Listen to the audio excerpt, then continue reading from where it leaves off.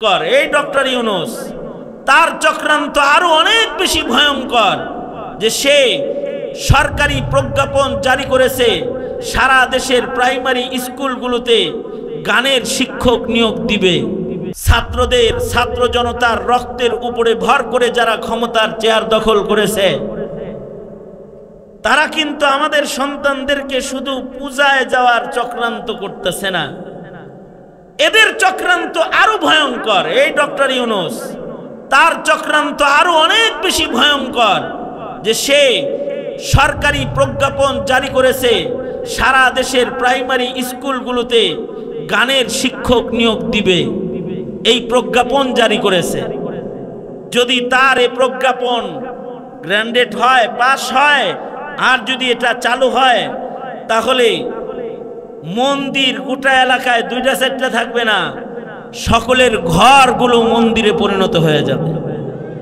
কারণ স্কুলে যদি গানের টিচার নিয়োগ হয় আর এইটারও যদি প্রশিক্ষণ স্কুল থেকে শুরু হয়, তাহলে আপনার ছেলে, আপনার মেয়ে বাড়িতে এসে আগে আপনাকে বলতো যে আব্বু খাতা কিনে দাও, কলম কিনে দাও, রং পেন্সিল কিনে দাও, হাতের লেখা ঠিক করব, হাতের লেখার খাতা কিনে দাও, আমাকে পড়ালেখা করার জ্যামিতি বক্স কিনে দাও, সরঞ্জামাদি কিনে দাও, বোর্ড কিনে দাও, স্কুল ব্যাগ কিনে দাও, এগুলো বলতো।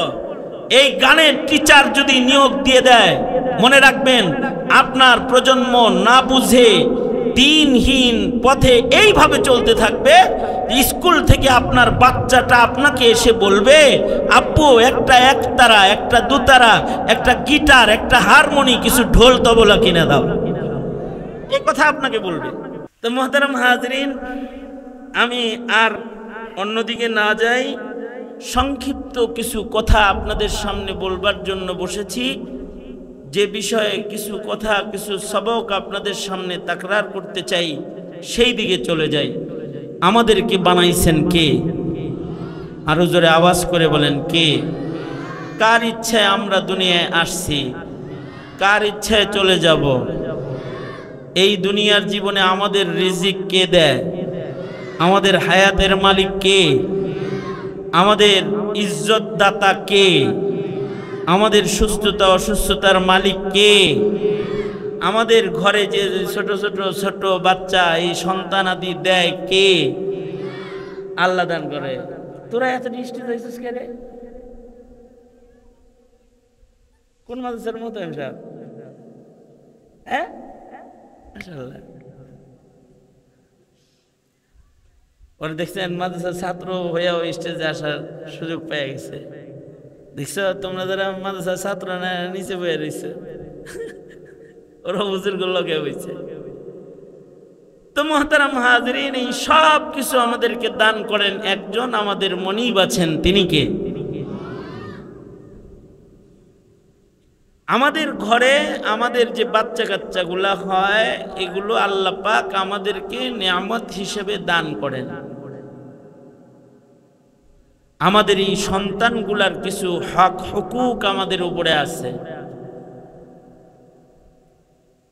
আমাদের ঘরের সন্তানগুলার হক হুকুক যদি আমাদের দ্বারা আদায় হয়, তাইলে এই সন্তানগুলা আমাদের জন্য দুনিয়ার জীবনে শান্তি, কবরের জগতে রহমত, হাসরের ময়দানে নাজাত ও মর্যাদা লাভের কারণ হয়ে যাবে।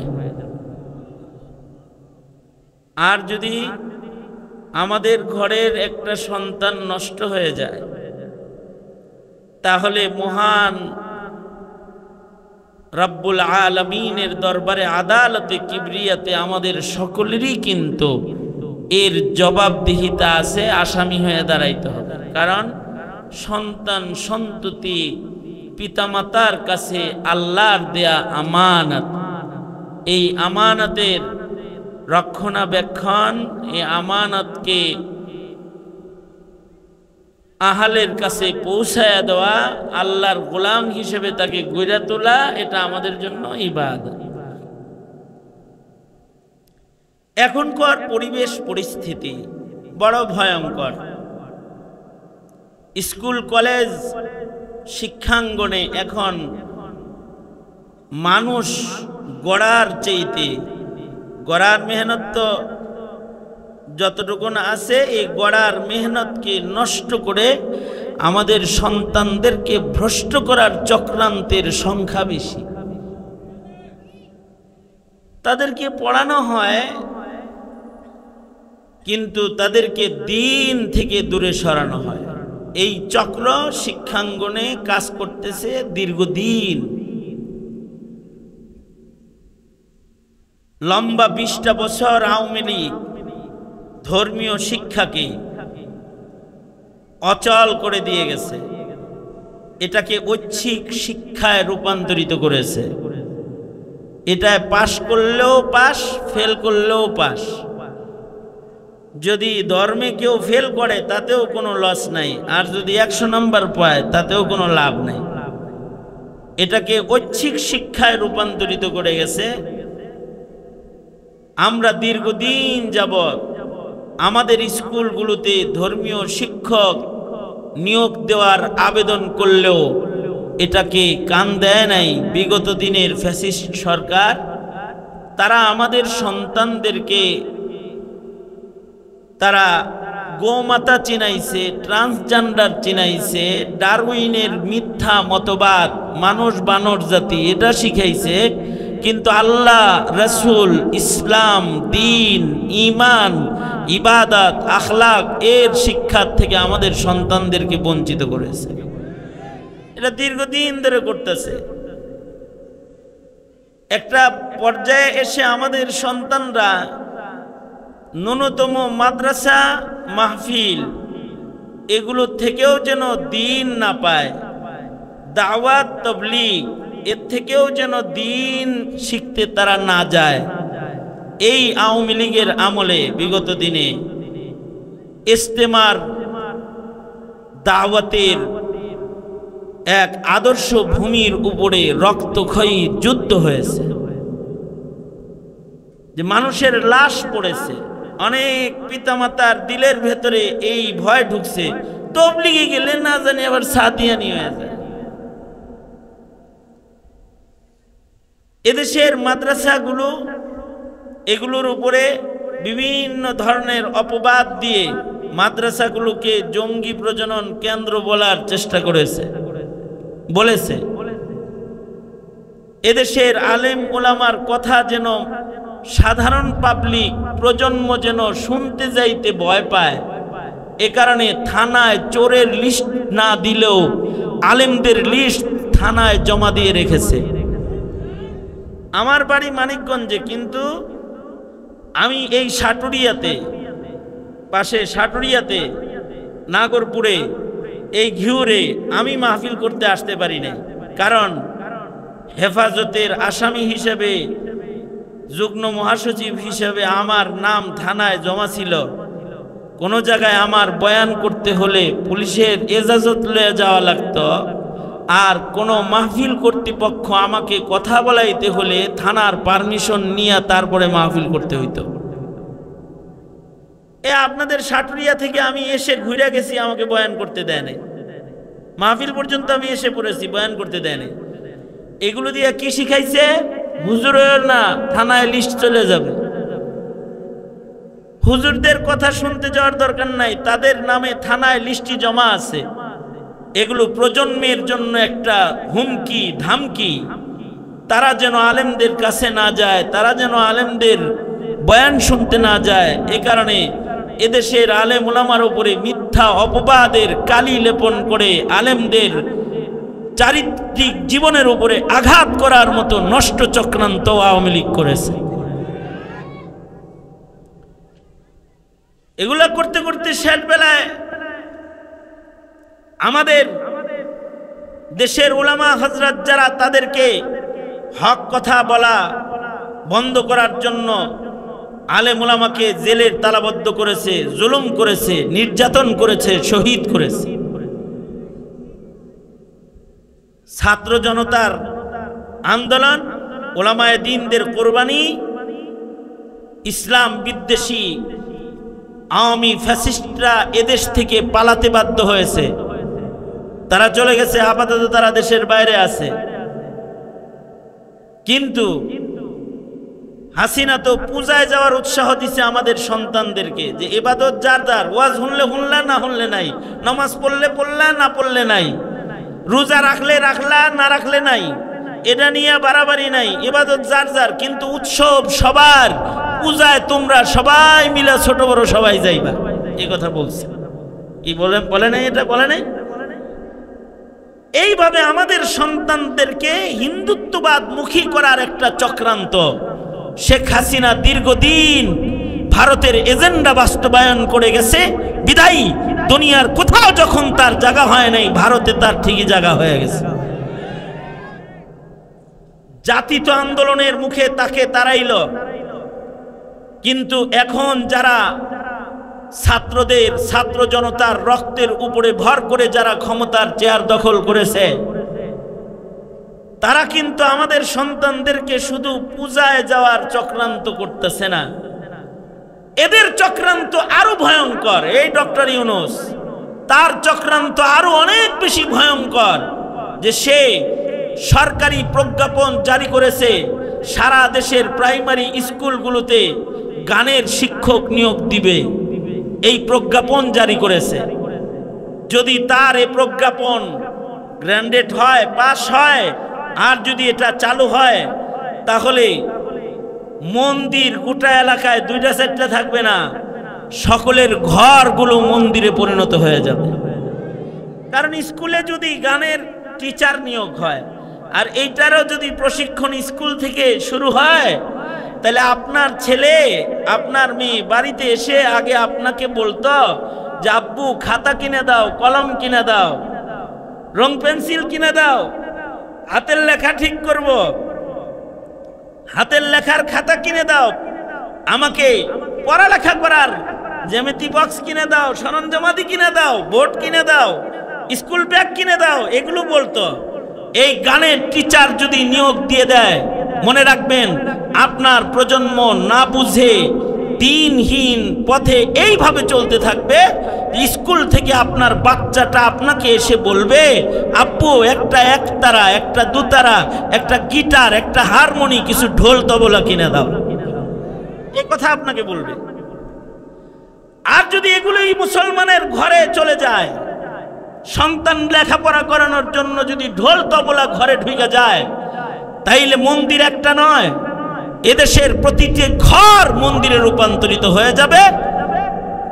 গান বাদ্যের আওয়াজ চালু হবে।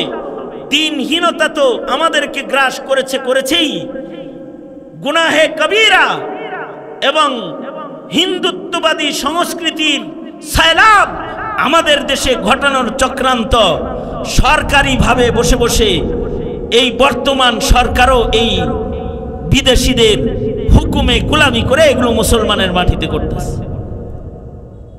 এই যে আমাদের সন্তানদের বেহাল অবস্থা হইতেছে, যদি এই অবস্থাই বাস্তবায়ন হইতে রয়, তাহলে আমাদের প্রজন্মের অবস্থাটা কি হবে? এটা কি কখনো আমরা চিন্তা করছি যে আমরা কবরে শুয়ে যখন থাকবো, তখন কি সন্তানদের রব্বির হামহুমা কামা রব্বায়ানি আওয়াজ শুনবো, নাকি ঢোলের বাড়ি আর তবলার বাড়ি শুনবো? এটা কিন্তু আমরা চিন্তা করতেছি না এখন। এই বেখবর হালাত, এটা বড় ভয়ঙ্কর। কারণ মানুষ মরে যাওয়ার পরে তার যে সকল রাস্তায় তার কবরে ইনকাম হয়, নেকি যায়, নূর যায়, তার ভেতরে একটা হলো আওয়ালাদিন সালেহিন ইয়াদউ লাহু। কেউ যদি নেক সন্তান রেখে যায়, তো নেক সন্তানরা দোয়া করলে তাদের দোয়ার বরকত পিতামাতা কবরে শুয়ে শুয়ে পায়। সুতরাং আমাদের প্রজন্মের প্রতিটা সন্তানের দিন, তাদের ঈমান, তাদের ঈমানদারি, এর একটা জিম্মাদারি, পাহারাদারি আমাদেরকে আল্লাহ তাআলা দান করেছেন। সেই জিম্মাদারির প্রতি যত্নশীল হওয়া প্রতিটি মুসলমানের জন্য কর্তব্য। তাছাড়া এখন নামের শুরুতে মুহাম্মদ থাকলেও কিছুদিন পরে কিন্তু মুসলমানের ঘরে কাদিয়ানি ও খ্রিস্টবাদ ও নাস্তিক্যবাদের চাষাবাদ ফলন শুরু হয়ে যাবে, কিন্তু যেটা অনেক জায়গায় হয়েছে। গত কিছুদিন আগে হজের সফর থেকে আমি যখন আসতেছিলাম, তো হজের সফরে আমার সাথে বিমানের ভেতরে বিমানের এক ক্রু, মানে বিমানের দায়িত্বশীল সেবক, তার সাথে আমার কথোপকথন। আমি সিটে বসে আছি, ওর কাছে লিস্টে আমার নামও আছে। ও এসে আমাকে জিজ্ঞেস করতেছে, তোমার নাম কি? তোমার নাম কি খালিদ সাইফুল্লাহ? আমি বললাম, হ্যাঁ আমার নাম খালিদ সাইফুল্লাহ ইউবি। তো আমাকে ও সেবা যত্ন করতেছে, নাস্তা এনে দিতেছে, দেখভাল করতেছে। ওর সাথে একটা ভালো সম্পর্ক আমার হয়ে গেল, যে একটা কথোপকথনের সম্পর্ক হয়েছে। তো আমাকে এক সময় দাড়িতে হাত দিয়ে বলতেছে, ইউ আর এ সুন্নি মুসলিম, তুমি কি সুন্নি মুসলিম নাকি? তা আমি ওর প্রশ্ন আমি বুঝছি, তার মানে ও বুঝাইতে চায় তোমরা কি খাঁটি মুসলমান নাকি। তা আমি জিগাইলাম, কেন তুমি খাঁটি মুসলমান না? তোমার নাম না বললা আলী, আমার নাম খালিদ, তোমার নাম আলী, তুমি কি সুন্নি মুসলিম না? তো সে কয়, আমি মুসলিম না, আমি খ্রিস্টান। আমি তো প্রথম মনে মনে খুশি হয়েছিলাম যে মুসলমানের হাতের খাওয়ান দাওয়ান খাইতেছি, আলী নাম, যেহেতু হযরত আলীর নামে নাম। কিন্তু কতক্ষণ পরে কয় ও খ্রিস্টান। আমি বললাম, আমার মনটা খারাপ যখন দেখছে যে খ্রিস্টান শুনেই, তো আমি একটু পাল্টাইয়া গেছি। ও আমার চেহারা দেখেই বলতেছে, অসুবিধা নাই, মাই গ্র্যান্ডফাদার ইজ মুসলিম, সুন্নি মুসলিম, আমার দাদা সুন্নি মুসলিম ছিল, অসুবিধা নেই, তোর লাগে আমার একটা সম্পর্ক আছে। ও আমারে কইতেছে। তা আমি বললাম, তোমার দাদা সুন্নি মুসলিম ছিল, তুমি খ্রিস্টান হইলা কেমনি? তো বলল, আমার দাদা পুরা মুসলিম ছিল, কিন্তু আমার আব্বা হাফ মুসলিম ছিল, অর্ধেক মুসলিম ছিল। তার মানে আমার দাদা পুরা মুসলিম, দাদিও মুসলিম, কিন্তু আমার আব্বা মুসলিম ঠিক, কিন্তু আমার আব্বা খ্রিস্টান বিয়া করছে। মানে শেখ হাসিনার বলার মতো আর কি, বুঝেন নাই বিষয়টা? আমার বাবা তো মুসলিম, কিন্তু আমার মা খ্রিস্টান, সে বলল। আমি বললাম, তোমার মা যে খ্রিস্টান, তো খ্রিস্টান বিয়ে করলো, তোমার বাপ মুসলিম ছিল। ও আমারে কয়, অসুবিধা নাই, ওটাও খ্রিস্টান ধর্ম, তো ধর্ম, তোমরাও একটা নবী মানো, আমরাও একটা নবী মানি। তোমাদের নবী হলো মুহাম্মদুর রাসূলুল্লাহ সাল্লাল্লাহু আলাইহি সাল্লাম, আর আমাদের নবী হলো ঈসা আলাইহিস সালাতু ওয়াস সালাম, অসুবিধা কি? ও আমারে উল্টা ওয়াজ করতেছে, মানে খ্রিস্ট ধর্মের প্রতি আমাকে দুর্বল করার জন্য অনেক কৌশলী কথাও বলতেছে। আমি ওর কথা শুনতেছি। তাই বললাম, তাই তুমি হাফ মুসলিম হইতা, তুমি খ্রিস্টান হইলা কেমনে? আমার আব্বা তো আমরা যখন ছোট তখনই মারা গেছে, তবে আমার বাবা চাইতেন যে আমরা যেন সবাই মুসলমান হই।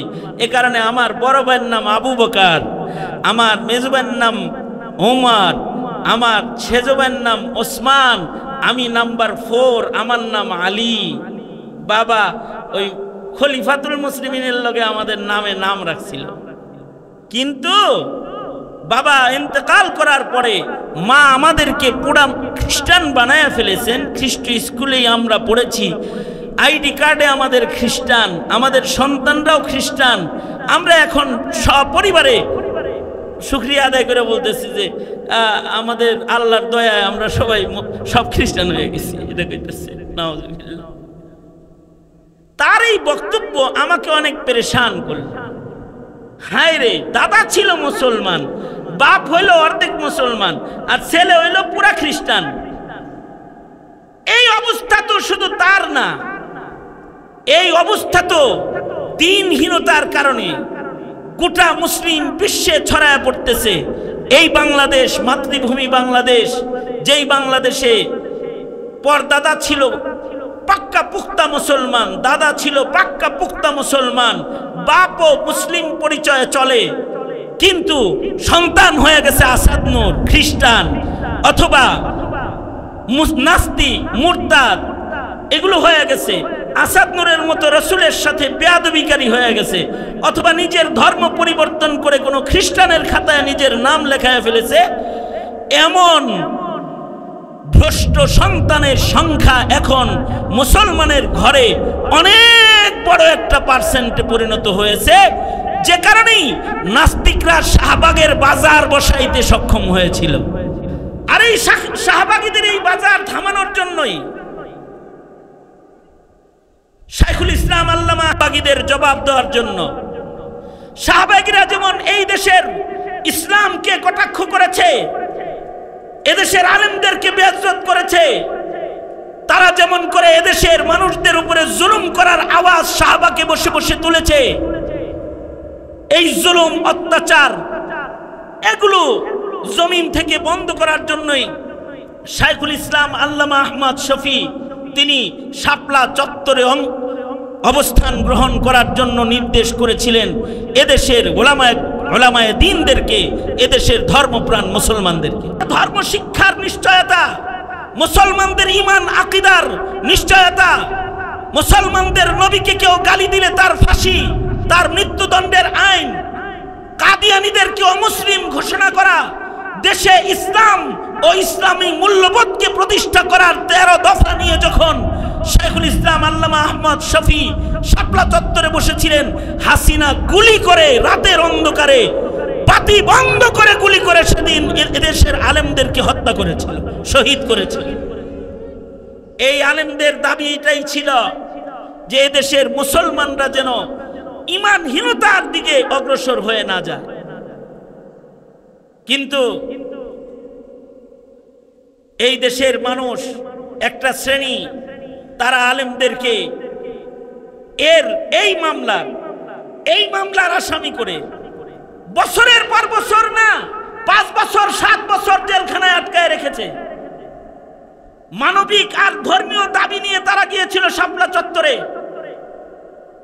আমি শাপলা চত্বরের মামলার আসামি, এদেশের হাজার হাজার উলামায়ে কেরাম শাপলা চত্বরের মামলার আসামি, যারা এদেশের মুসলমানদের ঈমানের কথাগুলো, ইসলামের কথাগুলো জাতির কাছে খুলে বলার জন্য শাপলা চত্বরে গিয়েছিলেন। তাদের দাবি ছিল হলো যে ধর্ম বিদ্বেষী কোনো সরকার প্রতিষ্ঠা পেয়ে এদেশের মুসলমানরা যেন ভবিষ্যৎ সময়ে হিন্দু এবং খ্রিস্টান হয়ে না যায়। এই দাবিতে তারা ইসলামের বিজয়, ইসলামী মূল্যবোধ এটা প্রতিষ্ঠার জন্য শাপলা চত্বরে গিয়েছিল। এটার মৌলিক নজর হলো আমার দেশে যেন অপসংস্কৃতি ও কুফরি মতবাদের বিজয় ডঙ্কা না বাজে, আর আমার দেশের মুসলমানরা যেন বাতিলের বিজয়ের ঝড় তুফানের ভেতরে নিজের ঈমানদারিকে হারিয়ে না ফেলে। আমরা তো মনে করি যে হুজুররা চিল্লায় ক্ষমতার জন্য চিল্লায় না। আজকেও হেফাজতে ইসলাম বাংলাদেশ আজকেও সাংবাদিক সম্মেলন করেছে, এই বিষয়ে সাংবাদিক সম্মেলন করেছে, ধর্মীয় শিক্ষক নিয়োগ দাও, যদি গানের শিক্ষক নিয়োগ দাও তো দেশে আগুন জ্বলবে, আবার রক্ত যাবে, কিন্তু মুসলমানের ঈমান নষ্ট করতে দেওয়া হবে না। আজকেও আমরা সাংবাদিক সম্মেলন করেছি। আমরা যে কিছু কথা বলি, আমাদের কথাগুলো এই প্রজন্ম রক্ষার কথা, প্রজন্মের মুসলমানদের ঈমান রক্ষার কথা। একটা সময় এখন এসেছে, সামনে ইলেকশন আছে, সময় এসেছে ধর্মীয় মূল্যবোধ যারা প্রতিষ্ঠা করার এজেন্ডা দিবে, ঘোষণা দিবে, নির্বাচনী ইশতেহারে যারা ধর্মীয় মূল্যবোধ রক্ষার ঘোষণা দিবে, মুসলমানরা তাদেরকে ভোট দিবে। যারা কাদিয়ানীদেরকে কাফের ঘোষণা দেওয়ার ইশতেহার করবে, যারা এই দেশে রাসূলকে গালি দিলে এর বিচার কি হবে, শাতিমে রাসূলের শাস্তি আর বিচার কি হবে, এইটা যারা বলবে, যারা এদেশে মুসলমানদের দ্বীন ঈমানের আকীদাগত শিক্ষার পূর্ণ নিশ্চয়তা যারা প্রদান করবে, তাদেরকেই সরকার বানানো উচিত। অন্যথায় যারা বহুত্ববাদ, নাস্তিক্যবাদ প্রতিষ্ঠা করতে চায়, এরা ভোটের বাক্স নিয়ে আসলে ঘাড় ধরে বাইর করে দেওয়া উচিত, যে তোরা এই মুসলমানের দেশের রাজনীতি করার অধিকার তোদের নাই। কারণ বিলাখের আমি আপনি যখন কবরে শুয়ে থাকব, তখন আপনার আমার প্রাপ্তি হলো আপনার আমার রেখে যাওয়া সন্তান সন্ততির নেক দোয়া আর নেক আমলের কিছু হিস্সা কবরে শুয়ে শুয়ে পাওয়ার স্বপ্ন নিয়েই মুসলিম জীবনে, সাংসারিক জীবনে, ভবিষ্যৎ প্রজন্ম গঠনের মেহনত প্রতিটা পিতা মাতাকে করতে হয়। এ কারণে আল্লাহ তাআলা তো সন্তান সন্ততি হওয়ার আগেই দোয়া শিখাইছে যে এমন সন্তান সন্ততি চাইও না, যেই সন্তান সন্ততিগুলা তোমরা কবরে শুয়ে থাকার পরে তোমাদের জন্য গজবের কারণ হবে, আযাবের কারণ হবে, দুনিয়ার জীবনে তোমাদের দুঃখের কারণ হবে, এমন সন্তান আমার কাছ থেকে চাইও না। আমার কাছে এমন সন্তান চাও যে সন্তানগুলা তোমাদের চোখের পুতুলি হবে, চোখের শীতলতা হবে, যে সন্তানগুলা তোমরা কবরে গেলে তোমাদের জন্য ইসালে সওয়াব করবে, যে সন্তানগুলা তোমাদের পরে জমিনে নেক কাজের নেতৃত্ব প্রদান করবে, এমন সন্তান তোমরা আমার কাছে চাও। আল্লাহ পাক আমাদেরকে দোয়া শিখায়া দিছেন। আল্লাহ পাক বলেন তোমরা এমনি দোয়া করো, রব্বানা হাবলানা মিন আজওয়াজিনা ওয়া যুররিয়াতিনা কুররাতা আয়ুন ওয়াজআলনা লিল মুত্তাকিনা ইমামা। প্রত্যেকটা মুসলমান তার দোয়ার ভেতরে আল্লাহকে বলবে, ওগো আমার মালিক, আপনি আমার বিবিদের থেকে আমার নসলের ভেতরে ইয়া আল্লাহ আমাকে নেক সন্তান দান করেন, যে সন্তান আমার চোখের শীতলতা হয়। অর্থাৎ দুই প্রকারের সন্তান, কিছু সন্তান দেখলে মা বাবার চোখের অশ্রু ঝরে, আর কিছু সন্তান দেখলে পিতা মাতার দিল জুড়ায় যায়, চোখ জুড়ায় যায়। কিছু সন্তানের দিকে তাকাইলে মা বাবা শান্তি পায়, আর কিছু কিছু সন্তান পিতা মাতাকে কাঁদায়। কিছু কিছু সন্তান নেককার হয়, নেককারদের সর্দার হয়, আবার কিছু কিছু সন্তান বদকার হয়, বদকারদের লিডার হয়। কেউ আছে গাঞ্জাখোরদের লিডার হয়ে যায়। কিছু সন্তান চোর বাটপার ডাকাতদের সর্দার হয়ে যায়। কিছু সন্তান আছে এরা চাঁদাবাজ হয়ে যায়। কিছু সন্তান আছে খুনি সন্ত্রাসী হয়ে যায়। কিছু সন্তান আছে নাস্তিক বেঈমান মুরতাদ হয়ে যায়। এইগুলা পিতা, একটা মুসলিম পিতা মাতার জন্য এগুলো হলো অনেক বড় এক ইমতিহান। এমন সন্তান সন্ততি যদি কারোর ঘরে আইসা যায়, তখন এমন সন্তান তার চোখের পানি পড়ার কারণ হয়ে যায়। এ কারণে আল্লাহ পাক বলেন, সন্তান দাতা আমি, আমার গোলাম তোমরা আমার কাছে নেক সন্তান চাইবা, যে সন্তান তোমাদের চক্ষু শীতল করবে, যে সন্তান নেককারদের সর্দার হবে, এমন সন্তান তোমরা আমি রবের কাছে চাও। আমাদের এক বুজুর্গ তো বাংলা কবিতা দিয়েও শিখাইছে, তোমার যদি আরবি মুখস্থ না থাকে তাহলে বাংলায়ও রবের কাছে ভালো সন্তান চাও, যেটা তোমার জন্য দোয়া করব। ইয়াদউ লাহু ওয়ালাদে সালেহ, পিতার জন্য দোয়া করে ওই সন্তানটা চাও। বলো আল্লাহর কাছে, বাংলাই বলো আল্লাহর কাছে যে আল্লাহ আমাকে তুমি এমন সন্তান দাও যেটা আমি মরে গেলে আমার জন্য দোয়া করব। এমন সন্তান দে মাওলা, এমন সন্তান দে, কামাই খাওয়ার আশা নাই, মরে গেলে দোয়া করবে যে। এটা আল্লাহর কাছে কামনা করা, এক নাম্বার দোয়া করা।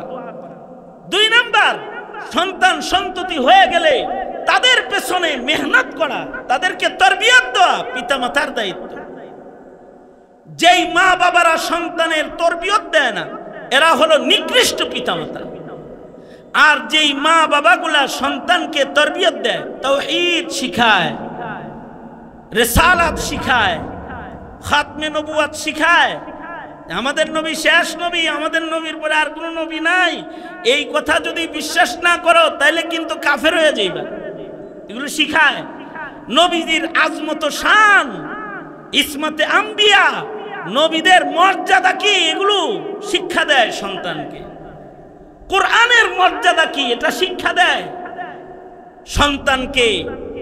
শার ইসলামের সাথে পরিচয় করায়, সন্তানকে কিতাবুল্লাহ চিনায়, সন্তানকে রাসূলুল্লাহ চিনায়, সন্তানকে কাবাতুল্লাহ চিনায়, কাবা ঘর কি এটা চিনায়, সন্তানের মসজিদ কি এটা চিনায়, মসজিদটা কি জিনিস এটা চিনায়, সন্তানকে চিনায় ইবাদত সালাওয়াতুল্লাহ যত ইবাদত আছে এগুলো চিনায়, নামাজ কি এটা চিনায়, রোজা কি এটা চিনায়, জিকির কারে কয়, জিকির করলে কি লাভ হয় এটা বুঝায়, চিনায়।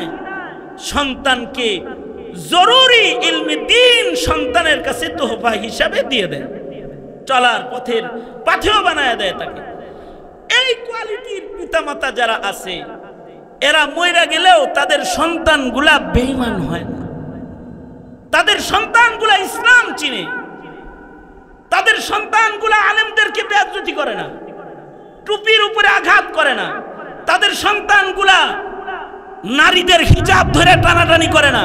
ভার্সিটিতে যে মুসলিম পরিবারের ছেলেগুলা মহিলাদের হিজাবে হাত লাগায় ওরা হলো কুখ্যাত পিতার কুখ্যাত সন্তান, যে ওদের বাবা ওকে হিজাব কি জিনিস এটা শিক্ষা দেয় নাই, আর ওরাও হিজাব কি জিনিস এটা বুঝে নাই। কিছু কিছু সন্তান আছে এদের উগ্রতা এত বেশি যে মুসলমানের দাড়িকে গালি দেয় অথবা দাড়িতে হাত লাগায় বেইজ্জতি করার চেষ্টা করে, দাড়ি ধইরা কাউকে অপমান করার চেষ্টা করে। আসলে এই নাফরমান দাড়ি যে কি জিনিস এটা বুঝেই না, দাড়ির মূল্য কি এটা জানে না, এটা যে শায়রুল্লাহর অন্তর্ভুক্ত, এটা যে শার ইসলাম, এটা কবরে না নিয়ে গেলে মুসিবত আছে, আর এটা কবরে নিয়ে যাইতে পারলেও রহমত আছে, এটা সে বুঝেই না, এটা চিনানো হয় নাই। যদি চিনানো হইতো তাহলে নিজে দাড়ি কোনো কারণে না রাখলেও কম আজ কম দাড়িকে বেইজ্জত করতো না, দাড়িকে বেইজ্জত করতো না সে। আমি সৌদি আরবে আমি কয়েকদিন আগে উমরায় গেলাম, তো এক ভালো হোটেলে আসছি আর কি, এক মুসল্লি নিয়ে গেছে 5 স্টার হোটেল।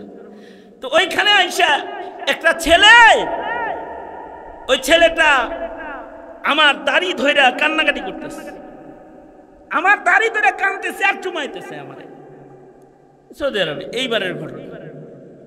সে এটা আমি বললাম এরকম করতেছো কে তুমি, তুমি জীবনে দাড়ি দেখাও নাই? কয় হুজুর আপনার বয়ান শুনেই দাড়ি রাখছিলাম, কিন্তু অভাবের কারণে এই সৌদি আরবে এসেছি, এত টাকা খরচ করে আসছি, বাড়িতে অসুস্থ মা বাবা পড়ে রয়েছে। এই হোটেলের আইন যে যে হোটেলের চাকরিতে আমি আসছি এই হোটেলে দাড়ি সহ ডিউটি করা যায় না, দেখেন না একজনের মুখেও দাড়ি নাই। আমি দাড়ি সহ সৌদি আরবে এসেছি, কিন্তু হোটেল ডিউটিতে ঢুকার পরে দাড়ি কেটে আমার ঢুকতে হয়েছে। হুজুর আমি প্রথম সৌদি আরবে আসছি, আমার যদি রোড গার্ড চিনা থাকতো, আর যদি আমার ভিসা কিভাবে ট্রান্সফার করতে হয় এর কোনো নিয়ম কারণও আমার জানা থাকতো, কোনো উপায়ন্তর যদি আমার থাকতো, তাইলে আমি নবীর এই সুন্নতটা কাটতাম না, কাটতে ফেলছি। আজকে আপনারা দেখে আপনার দাড়িটা চুমা দিয়া আল্লাহরে বললাম, আল্লাহ আমি যে এখানে দাড়ি ছাড়া চাকরি করতেছি এটা আইনি জটিলতার কারণে আমি তোমার নবীর সুন্নতকে ভালোবাসি। এটা হলো শায়রুল্লাহ চিনার দাম। তা আমি তাকে বললাম, তো এখন তোমার কি প্রসেস? সে বলে হুজুর অল্প কিছুদিনের ভেতরে আমার চাকরি অন্যত্র হয়ে যাবে, অন্য জায়গায় চাকরি নিলে আমার বেতন অর্ধেক হয়ে যাবে, কিন্তু অসুবিধা নাই, এক বেলা খাইলাম, কিন্তু নবীর সুন্নতটা লয়ে যদি কবরে যেতে পারি, এই কারণে এই চাকরিটা আগামী 3 মাস পরে ছেড়ে দিব। আমার কাগজপত্র রেডি হয়ে গেছে, আমি অল্প টাকা কামাই করব, অল্প খাবো, কিন্তু রাসূলের সুন্নতকে ভালোবাসা মোহাব্বত করে যদি এটারে কবরে নিয়ে যাওয়া যায় চেষ্টা করি। চিন্তা করলাম সাধারণ একটা ছেলে স্কুল কলেজে পড়ুয়া, কিন্তু ওর বাবা মার কাছ থেকে সুন্নতি দাড়ির মর্যাদা ও বুঝতে পেরেছে, এটা যে শায়রুল্লাহর একটা এটাও চিনেছে। এ কারণে ও কখনো দাড়িকে গালি দেয় না, দাড়ির চুমা খায়। ও দাড়ি রাখার জন্য চাকরি পরিবর্তন করতে প্রস্তুত হয়ে যায়। এই যে দ্বীনি কিছু শিক্ষা সন্তানকে দেওয়া, এটা ফরজ। প্রতিটা মা বাবার জন্য এটা ফরজ আমল যে তার সন্তানকে শরীয়তের যথেষ্ট জ্ঞান, যার দ্বারা ঈমান ইসলামের উপরে চলা তার উপরে সহজ হয়, এই শিক্ষা সন্তানকে দিয়ে দিবে। এটা প্রতিটা পিতামাতার নৈতিক দায়িত্ব।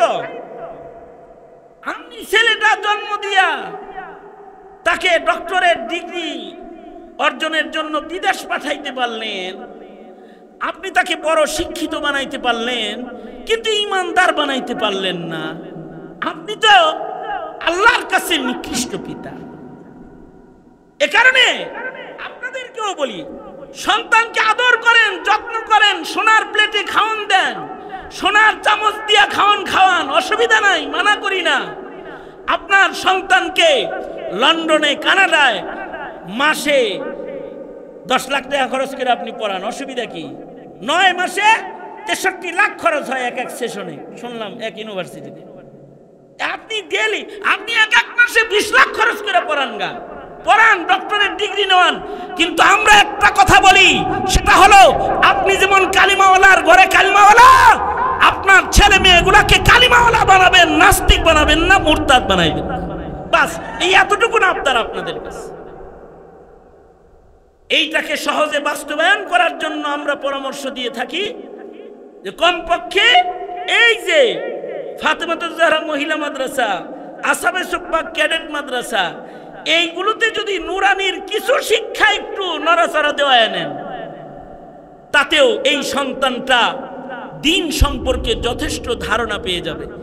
আর যদি ওর ভেতরে দিনের দরদ ঢুকা যায়, তাহলে ও হাফেজ আলেম হয়ে যাবে। ন্যূনতম একটা হাফেজ যদি হয়, তাহলে আপনি মা বাপ হিসেবে আপনাদেরকে আল্লাহ তাআলা নূরের তাজ পরায় ময়দানে মাহশারে পুরস্কৃত করবেন। সুতরাং আমাদের সন্তান সন্ততি, আমাদের আওলাদ ফরজন্দ, এগুলো আল্লাহর দেয়া নিয়ামত। এই নিয়ামতগুলোকে সঠিক ব্যবহার করা, সঠিক পরিচর্যার মাধ্যমে এদেরকে গড়ে তোলা, আল্লাহ তাআলা আমাদের সবাইকে আমাদের সন্তানদের কদর করার, আল্লাহর এই নিয়ামতগুলোকে রক্ষণাবেক্ষণ করার, তাদেরকে ঈমান শিখানোর তৌফিক আল্লাহ আমাদের দান করুন। আমিন বলেন। আগামী 15 তারিখে খতমে নবুয়ত মহাসম্মেলন সরোয়ার্দী উদ্যানে, এখানে সৌদি আরব, পাকিস্তান, আফগানিস্তান, ইন্ডিয়া এবং আরও কয়েকটা রাষ্ট্র থেকে বড় বড় আলেমে দ্বীনরা আসবেন। নবীর খতমে নবুয়তের এই সম্মেলন, খতমে নবুয়ত রক্ষার এই সম্মেলনে যোগদান করবেন। দাবি হলো যে সরকারকে কাদিয়ানীদেরকে কাফের ঘোষণা করতে হবে, এটা হলো দাবি। কারণ আমাদের সন্তানরা কাদিয়ানীদেরকে কাফের হিসেবেই চিনুক, এটা আমাদের দাবি। আর এই দাবি বাস্তবায়নের জন্য উলামায়ে দ্বীন সারা দেশে দাওয়াতি কাজ করতেছেন। আপনি নিজে তো যাবেন, নিজের ছেলে মেয়েদেরকে বলবেন, মেয়েরে বলবেন যে তোমার জামাই পাঠায় দাও, ছেলেরে বলবেন তুমি যাও। শেষ নবী আমি মানি, আমি মুহাম্মদুর রাসূলুল্লাহ সাল্লাল্লাহু আলাইহি সাল্লামের উম্মত, তার খতমে নবুয়ত, এটার স্বীকারোক্তি দেওয়া আমার জন্য ঈমান। তো আমার পক্ষ থেকে তুমি সন্তান হয়ে তুমি যাও, সরোয়ার্দী উদ্যানে যাও। নেতার মিটিংয়ে মিছিলে পাঠাইতে পারেন, নবীর মিছিলে পাঠাইতে পারেন না? নবী চেনানোর জন্য পাঠাইবেন, নৌকা ধানের শীষে তো পাঠাই দিতে পারেন, তখন বাধা দেন না। আল্লাহর রাসূলের খতমে নবুয়ত রক্ষায় পাঠাবেন, যোগদান করবেন ইনশাআল্লাহ বলেন। আর উলামায়ে দ্বীন যদি দিন হিফাজতের কোনো ডাক দেয়, আপনারা সে ডাকে সাড়া দিবেন। আমি দাওয়াত আপনাদেরকে দিয়ে, আর আজকের মাহফিলের মধ্যমণি প্রধান অতিথি শেখুল হাদিস আল্লামা আহমেদ জহিরি সাহেব দামাত বরকাতুহুম, ওনার গুরুত্বপূর্ণ নসিহা, ওনার আখেরি আলোচনা আপনাদেরকে শোনার দাওয়াত জানিয়ে, বা আদব বসে একটা সবক ওনার কাছ থেকে শুনে যান, যেটা আপনাদের চলার পথের পাথেয় হবে। আমিও এই মাদ্রাসার উত্তরোত্তর উন্নতি কামনা করি। আল্লাহ তাআলা এই দুটো প্রতিষ্ঠানকে কবুল করেন। আমি আপনাদেরকে প্রজন্ম গঠন করার ব্যাপারে যে তাম্বিহ সতর্কীকরণগুলো করেছি, এর থেকে কিছু শিক্ষা ইবরাত হাসিল করার তৌফিক আল্লাহ আপনাদেরকে দান করেন। আমিন। ওয়া আখিরু দাওয়ানা আলহামদুলিল্লাহি রাব্বিল আলামিন।